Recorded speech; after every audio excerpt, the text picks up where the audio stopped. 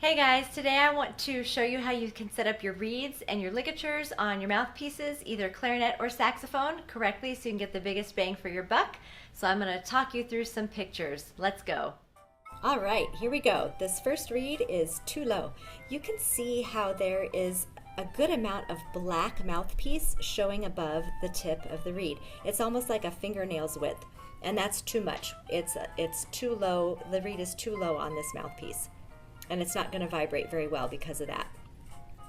Here we have the opposite problem. So this reed is up too high, and what it looks like in this picture is that it looks like there's no black of the mouthpiece showing behind the tip of the reed, and that's true because the tip of the reed is too far up. And we're going to see this better on the very next picture. And here that is. So this is a picture of that same reed from the back, and now you can see that again we have like a thumbnail's width of reed showing up above the tip of the mouthpiece. And so this reed is also not going to vibrate very well against that mouthpiece. And here we have a reed that's on just right. You can see that there's a teeny little bit of black mouthpiece showing above the tip of the reed, and that's just what we want.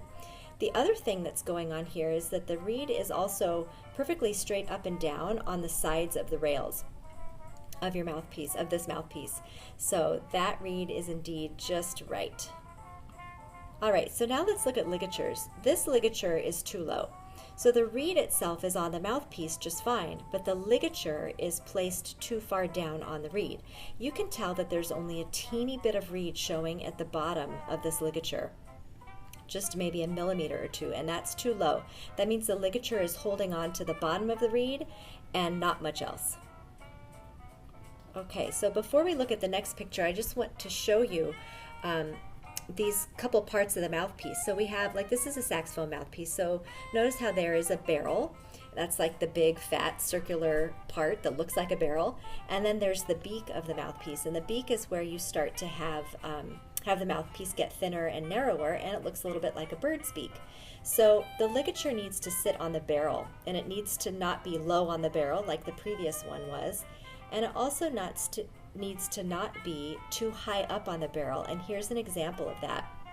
So again, the reed is on just right, but the ligature is too high up on the barrel, and you can see that the top of the ligature is actually up on the beak of the mouthpiece, and so this reed is being held on too high on the reed.